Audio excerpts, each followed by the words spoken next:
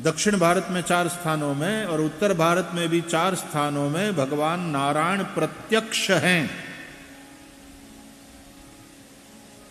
एक पुष्कर में, दूसरे नारायण सरोवर में, तीसरे बद्रिकाश्रम में और चौथे पुलहाश्रम में।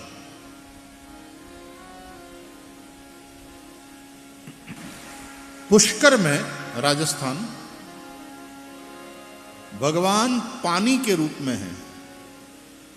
पुष्कर राज सरोवर, उसमें जो पानी है वो भगवान नारायण का रूप है। आपो नारा इति प्रोक्ता, जल को नार कहते हैं, उसी से बना ना वो नीर शब्द, नीर, निर्मल नीर, नीर जल। तो वहां जल के रूप में नारायण है, पुष्कर में पानी के रूप में। नैमिषारण्य में भगवान प्रत्यक्ष है नारायण। किस रूप में? बोले पेड़ों के रूप में। उस अरण्य में जो पेड़ है, वो जंगल जो है, पेड़ों की जो छाया है, वो भगवान नारायण की ही कृपा छाया है।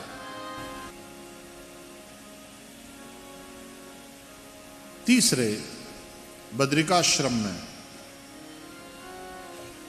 वहां पहाड़ के रूप में भगवान नारायण है। आप बद्री गए हो तो 2 पहाड़ है ना, एक को कहते हैं नर, एक को कहते हैं नारायण। तो पहाड़ के रूप में वहां भगवान नारायण प्रत्यक्ष है। और चौथे पुलहाश्रम, तो वहां गंडकी नदी, काली गंडकी, और वहां जो शालिग्राम शिला है, शालिग्राम शिला वही बनती है। और हमारे भारत की कई प्रसिद्ध मंदिरों की जो प्रतिमा है, मूर्तियां हैं, वो उस शालिग्राम वाले पत्थर से बनी हुई प्रतिमा है।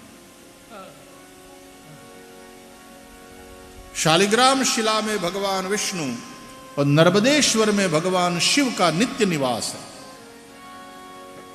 पुराण प्रतिष्ठा की आवश्यकता ही नहीं है, केवल आवाहन करो, ध्यान करो, पूजा शुरू कर दो।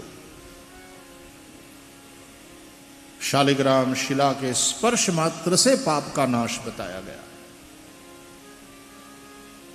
शालिग्राम शिला को तुलसी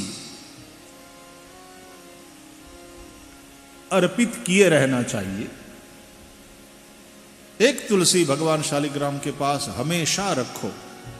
रात्रि में आप श्रृंगार भले ही बढ़ा लो, लेकिन एक तुलसी पत्र तो भगवान शालिग्राम के पास रहना ही चाहिए।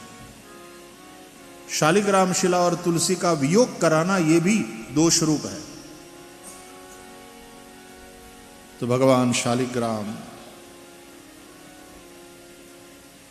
है तो पत्थर के रूप में, लेकिन भगवान नारायण प्रत्यक्ष हैं।